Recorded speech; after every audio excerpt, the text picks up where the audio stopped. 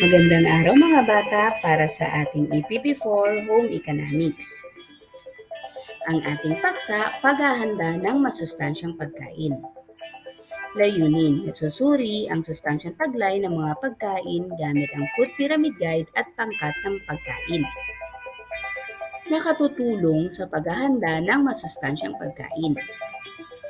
Napapangkat ang mga pagkain ayon sa Go, Grow at Glow. Bago natin simulan ang ating klase, atin munang balikan ang ating mga pamantayan. Umupo ng maayos. Mata at tenga sa guro. Magtaas ng kamay kung nais sumagot. Handa na mga bata? Bago natin simulan ang ating aralin, magkakaroon muna tayo ng isang laro.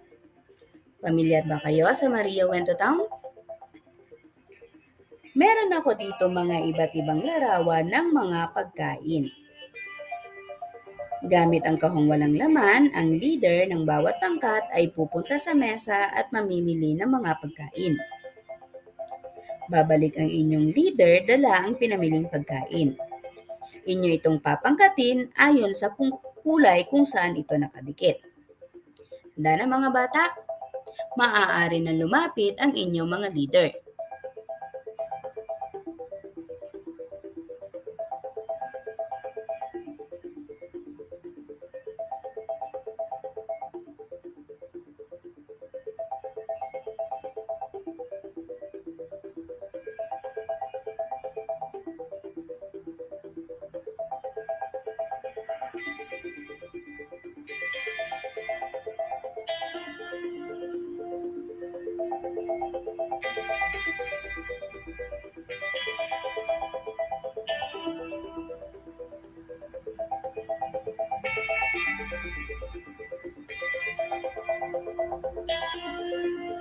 Mahusay mga bata!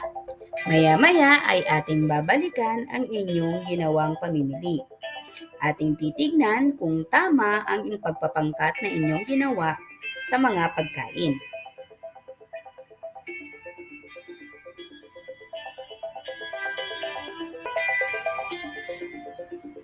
Para sa inyong balik-aral, ano-ano ang sustansya ang maaari nating makuha sa iba't ibang pangkat ng pagkain tulad ng Go, Grow, at Glow.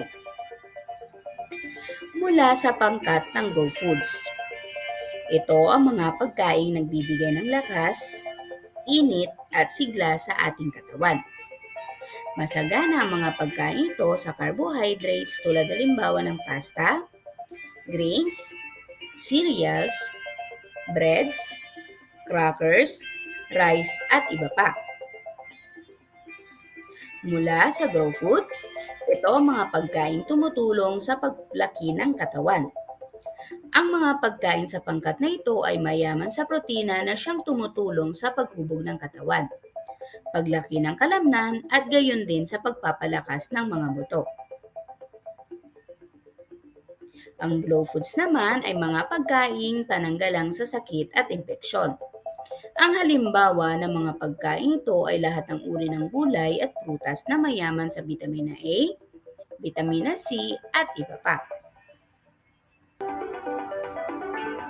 Ngayon, atin naman tatalakayin ang paghahanda ng masustansyang pagkain at pagpapangkat ng mga pagkain ayon sa Go, Grow at Glow.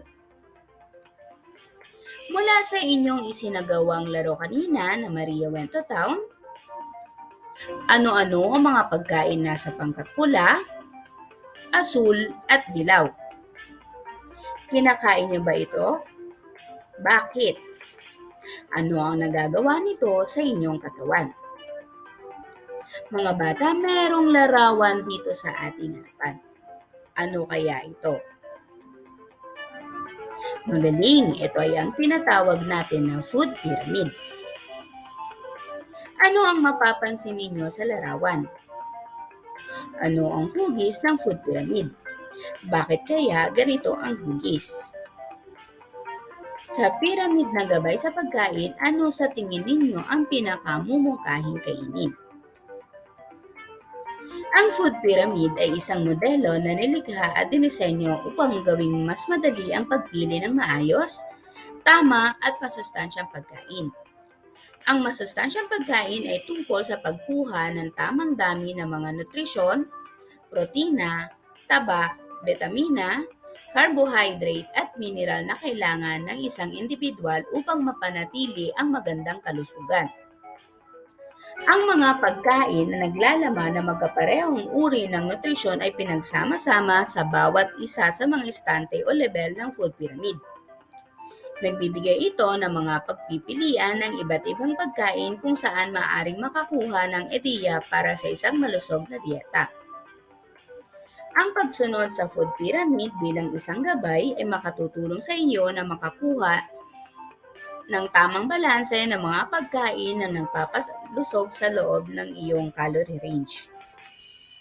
Nagbibigay ang mga ito ng mga mahahalagang bitamina at mineral na kailangan ng katawan. Ang paglimita sa mga ito ay mahalaga para sa malusog na pagkain.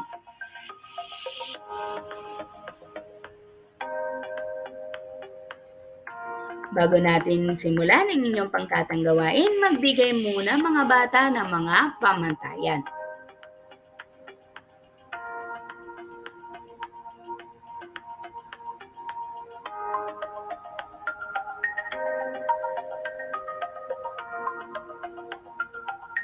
Magaling mga bata.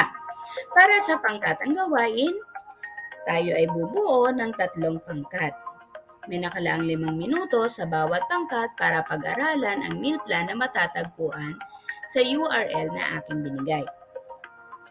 Gamit ang Pinggang Pinoy, gagawa ng meal plan ang bawat pangkat para sa almusal, tanghalian at hapunan. Siguraduhin na masustansya at balanse ang mga pagkaing nakalista dito.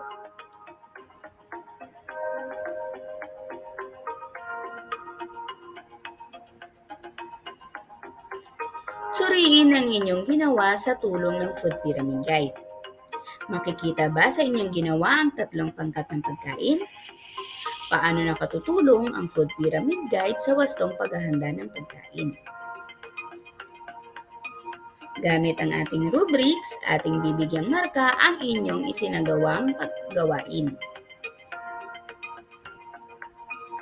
Tandaan mga bata, ang pagkakaroon ng balansing pagkain ay nagmumula sa pagpili ng mga pagkaing mayaman sa mahalagang sustansya, bitamina at mineral.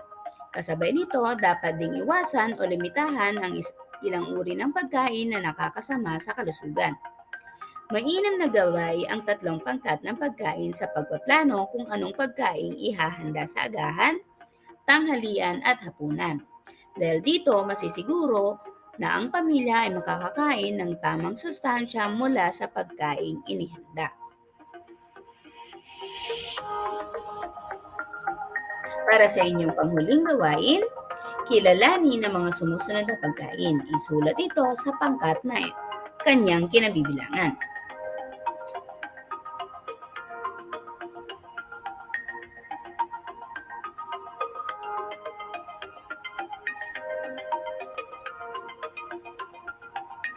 Galing mga bata.